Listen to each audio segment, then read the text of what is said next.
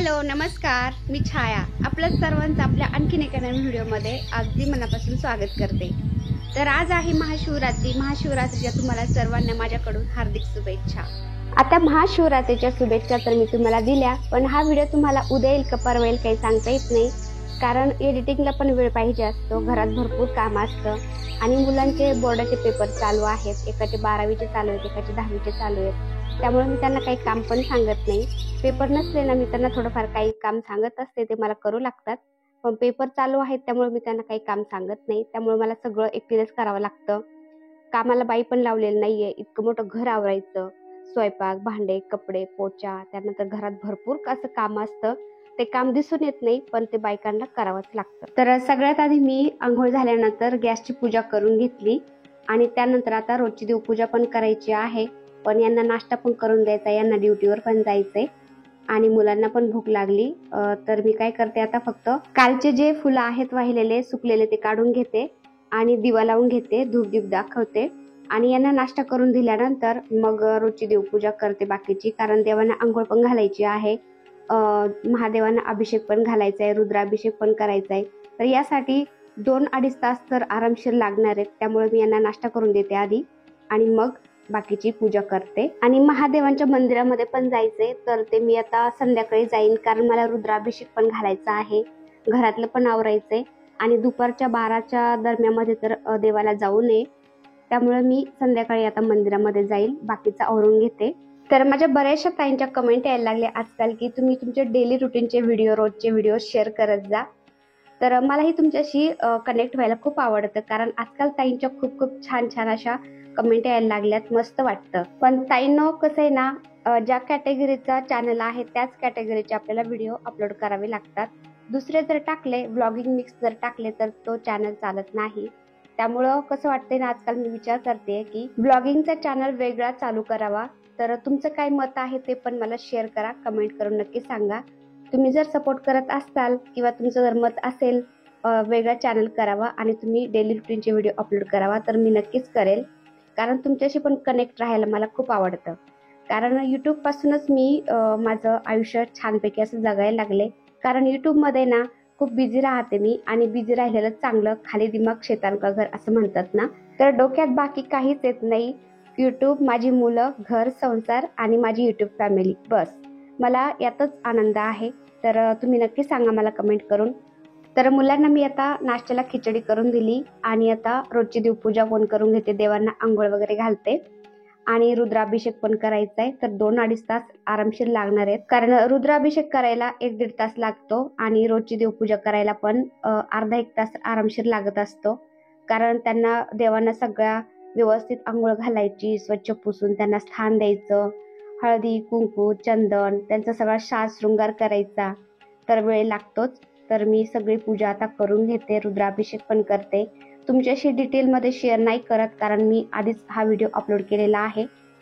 तर महादेवांची पूजा करताना आपण कधीही केस बांधायचे असतात, त्यामुळे मी काय केलं, केस बांधून घेतले, मोकळ्या केसाने कधी आपण देवपूजा करायची नसते किंवा महादेवांची पूजा करायची नसते असं म्हणतात। तर रोजची देवपूजा झाल्यानंतर असा राडा असता तुम्ही बघू शकता, तर तुम्ही सगळा राडा आता एक साईडला उचलून घेतला आणि आता महादेवांच्या पूजेला लागते। तर माझा आवाज थोडासा वेगळा येत असेल, कारण माझा ना माईक खराब झालेला आहे, तो आवाज काय माहित नाही काय होतंय त्याला, कधी अपडाऊन चालू होते त्याचं। तर ताई आणि दादांनो, मला काही कमेंट बद्दल सुद्धा बोलायचं आहे आजच्या व्हिडिओमध्ये। तर काही कमेंट येतात तर त्यांचे उत्तर मी देत असते बरं का, पण त्यांचा पुन्हा रिप्लाय येतो आणि त्यानंतर मला त्यांच्या खाली पुन्हा रिप्लाय देता येत नाही, कमेंटवरती शो होतच नाही, त्यामुळे ती कमेंट तशीच राहून जाते। त्यामुळे मी असं म्हटलं की प्रत्येक व्हिडिओमध्ये 1-2 कमेंटचे उत्तर मी देत राहील, 1-2 कमेंट घेत जाईल। तर एका ताईंची कमेंट अशी होती की तुमचं गाव कोणतं आहे, तर ताई माझं गाव अहमदनगर केडगावमध्ये आहे, तर बहुतेक जणांना समजलं पण असेल की मी नगरची आहे माझ्या भाषेवरून। आणि एका दादाची बऱ्याचशा व्हिडिओला कमेंट आली की तुम्हाला ताई पेमेंट किती होतं, युट्यूबचं पेमेंट किती होतं, तर दादा कसं आहे ना, पेमेंट हे व्यवस्थित सांगता येत नाही, कारण यूट्यूबची पॉलिसी तशी आहे, पेमेंट सांगता येत नाही आणि माझा एवढा चॅनल काही मोठा नाही आहे, मला इतकं मोठं काय पेमेंट होत नाही अजून, चॅनल छोटाच आहे, जसे व्हिडिओ चालतील त्याप्रमाणे आपल्याला पेमेंट होत राहतं. तर दादा मला सपोर्ट करा, त्यामुळे माझे व्हिडिओ पण चालायला लागतील आणि मला पेमेंट पण चालू होईल. तर बऱ्याचशा ताईंची अशी पण कमेंट होती की तुमचं लव्ह मॅरेज आहे की अरेंज मॅरेज आहे. तर आमच्या दोघांच्या स्वभावावरून तुम्हाला थोडंफार क्लिक झालं असेल, त्यामुळे तुम्ही विचारलं. तर ताईंनो, आमचं लव्ह मॅरेज आहे. तर माझं 16व्या वर्षाचं प्रेम आहे आणि त्यांचं 21व्या वर्षाचं प्रेम आहे. तर नवीन चॅनल जर ओपन केला तर मी तुमच्याशी नक्कीच शेअर करेन, कारण आमची लव्ह स्टोरी तेवढी इंटरेस्टिंग आहे बरं का. कारण हे फौजमध्ये होते ना, तर फौजी माणसाचा प्रेम करण्याचा अंदाज थोडासा वेगळाच असतो. तर आमची त्यामुळं लव्ह स्टोरी थोडी इंटरेस्टिंग आहे. तर मी तुमच्याशी नक्कीच शेअर करेन चॅनल जर ओपन केला तर नवीन ब्लॉगिंगचा. आणि इंस्टाग्रामवरती आजकाल रील पण व्हायरल आहे बरं का. त्याच प्रकारे आमचं प्रेम आहे. आमचं प्रेम राधाकृष्णासारखं, जोडी महादेव पार्वती सारखी, आणि आमचं भांडण भारत पाकिस्तान सेम तसंच आहे आमचं. प्रत्येक नवरा बायकोमध्ये भांडण तर होतातच, पण भांडण झाल्यानंतर आम्ही 1 तास पण बिन बोलल्याचे राहू शकत नाही. तर असं आहे आमचं प्रेम. आणि आमच्या लग्नाला झालेले आहेत आता 22 वर्ष. तर बऱ्याचशा ताई मला कनेक्ट झालेल्या आहेत छानपैकी, त्यामुळे म्हटलं थोडंसं शेअर करावं तुमच्याशी आणि तुमच्या कमेंटचे थोडेफार उत्तरं पण द्यावी. तर बाकीच्या कमेंटचे उत्तरं मी पुढल्या व्हिडिओमध्ये देईलच. तर बोलता बोलता पहा, पूजा पण झालेली आहे. पूर्ण व्हिडिओ मी तुम्हाला नाही दाखवला पूजेचा, कारण आधी व्हिडिओ मी तुमच्याशी शेअर केलेला आहे त्यामुळं. तर रुद्राभिषेक झाला, त्यानंतर मी व्यवस्थित असं सगळं सजवून घेतलं मस्त, आणि रांगोळी पण काढून घेते. आधी नव्हती काढली रांगोळी, कारण आपल्याला रुद्राभिषेक करायचा असतो, पूजा करायची असते, आणि आपला हातबोट जर लागला तर रांगोळी सगळी पुसून जाते, व्यवस्थित दिसत नाही. त्यामुळे सगळी पूजा झाल्यानंतर मी रांगोळी काढते आता. तर पाटाखाली तशी मी रांगोळीने स्वास्तिक काढलं होतं, त्यामुळे बाकीची रांगोळी काढून घेते. आणि ही महादेवाच्या पिंडीची जी रांगोळी आहे ना, ती 5 ते 5 आहे. 5 ते 5 टिपके काढायचे आणि त्यावरती एकदम सोप्या पद्धतीने आहे, तुम्ही बघू शकता. रांगोळी छान अशी झाली जाते आणि पिंड मस्त निघते. तर पिंडीचं तोंड पलीकडे करायचं होतं, पण ती अलीकडे झाल्या गेली काही गडबडीमध्ये. तर काही नाही, असो, रांगोळीचं आहे. पिंडीचं तोंड तसं उत्तरेकडेच आहे. आता तुम्ही बघू शकता, रोजची देवपूजा पण करून घेतली मी. रुद्राभिषेक झाला, त्यानंतर रांगोळी पण काढून घेतली. तर मला 2-2.5 तास आरामशीर लागलेत. आता रोजची देवपूजा, रुद्राभिषेक, त्यानंतर रांगोळी सगळं होईपर्यंत 11-11:30 तर वाजले होते. आणि मग मला आता बाकीचं काम पण आवरायचंय. तर घरातलं काम मी तसंच ठेवलं होतं बाकीचं, कारण पूजा करायची होती. 12च्या आतमध्ये पूजा झालेली चांगलं, त्यामुळे मी बाकीचं काम तसंच ठेवलंय. तर बाकीचं काम आवरते आता. आणि मुलांनी किचन कसं करून ठेवलंय पुन्हा तुम्हाला दाखवते मी. सकाळी तुम्हाला मी दाखवलं होतं किचन कसं होतं मी पूजा केली त्यावेळी, आणि खाऊन पिऊन किचन गच्च भरून ठेवलंय ते पण दाखवते. ते पण मला व्यवस्थित करायचंय, थोडंसं खायचंय पण जीवाला, आणि त्यानंतर मला मंदिरामध्ये पण संध्याकाळी जायचंय. तर आता थोडी डस्टिंग करून घेते, कारण हॉलची डस्टिंग करते, बाकीचं बेडरूम वगैरे आवरलेले सकाळी. तर तुम्ही बघू शकता, टीपॉयवरती पाण्याची बाटली, लॅपटॉप, पुस्तक सगळं त्याचं इथंच आहे. छोटा मुलगा इथं अभ्यास करत होता. आता मी हॉलमध्ये आल्यानंतर तो बेडरूममध्ये पळून गेलाय आता, कारण त्याला ना कॅमेऱ्यात यायचं नसतं, दिसायचं नसतं, त्यामुळं तो कॅमेऱ्यात कधीच येत नाही, तो पळून गेला आता.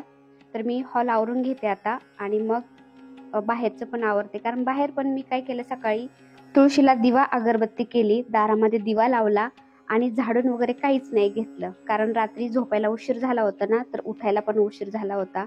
कारण रात्री आमच्या इकडं बिबट्या आला होता. आमच्या इकडे केडगावमध्ये तुम्ही ऐकलंच असेल, एक बिबट्या धरून दिला, एक बिबट्या विहिरीत पडून मेलाय, आणि आता 3रा आमच्या इकडे फिरतोय. आमच्या इकडे थोडंसं ओसाड आहे ना, मोकळं वातावरण आहे, इकडे फिरतोय. रात्रीचे इतके कुत्रे भुंकत होते, आम्ही 2-3 वाजेपर्यंत जागेच होतो. तर कुत्रे एवढे भुंकत होते ना, आमच्या इकडे मोकळं वातावरण, तर भरपूर कुत्रे येतात, त्यांच्यामुळे मला झोपच नाही आली.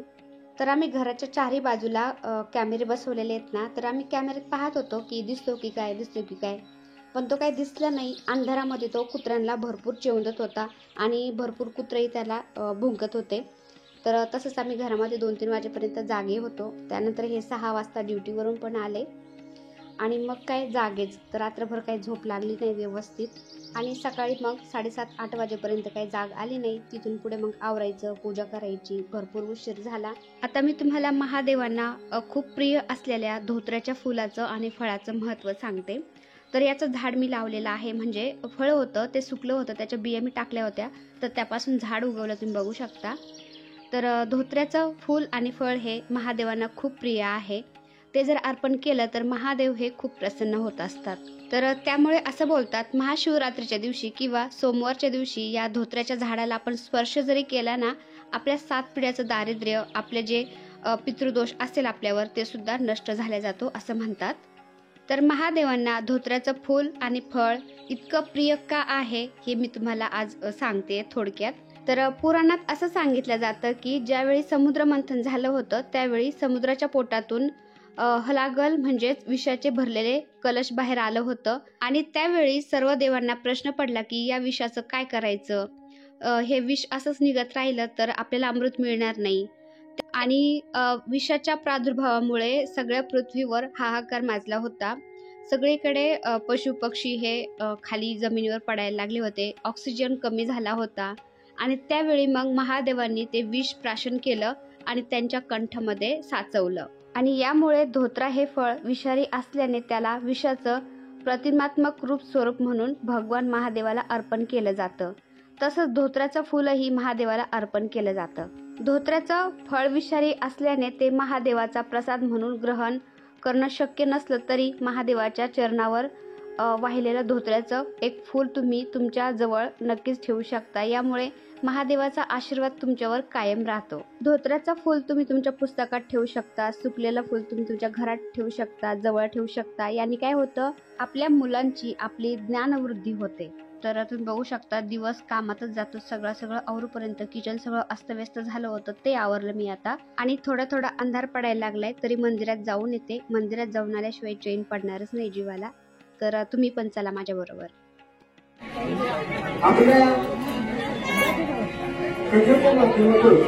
आपण काहीतरी सण प्राप्त केलेला असतो ते आपल्याला त्या ठिकाणी सण म्हणून आपण त्या ठिकाणी पापाच्या मांडीला होतो, पण भगवंत त्या ठिकाणी कोणत्याही त्यांच्या अंतःकरणाने स्वार्थ नसतो किंवा त्या ठिकाणी कुठला अभिमान नसतो।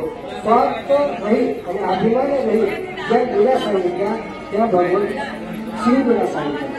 असं हा शिवगुण आपण सेवा करत असताना काल आपण पाहिलं की या स्वतंत्र प्रेरणा असं केलं त्या ठिकाणी काय केलेलं आहे, त्यांचा त्याग केलेला आहे। त्याग पहिल्यापासून चालत आलेला आहे। हा दक्ष राजा होता, तर महाशिवरात्र आहे ना, तर त्यामुळे मंदिरामध्ये खूप गर्दी आहे आणि मंदिरामध्ये बायका आहेत ना व्यवस्थित असं दर्शन पण घेत नव्हत्या। दूध दही पाणी जे ओतत होत्या ना, त्या कसं पण ओतून देत होत्या पिशवीने, जसं मिळेल तसं त्या ओतून देत होत्या, व्यवस्थित असं वाहत पण नव्हत्या, निसा टोटल पूर्ण करत होत्या। माणसाने कसं 5 मिनिटं बसून व्यवस्थित शांतपणे दर्शन घ्यावं। निदान तुम्ही एक लोटाभर पाणी होता महादेवांच्या पिंडीवरती, पण ते व्यवस्थित होता, व्यवस्थित दर्शन घ्या, व्यवस्थित दिशेला सुद्धा बसत नव्हत्या त्या।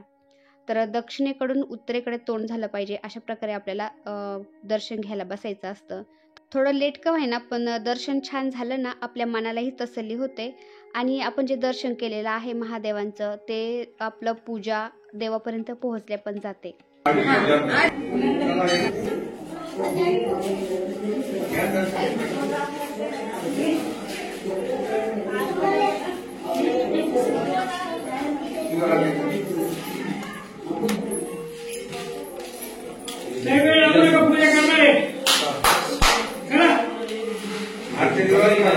तर मंदिरामध्ये गेलो आम्ही, दर्शन घेतलं आणि त्यानंतर घरी आलो।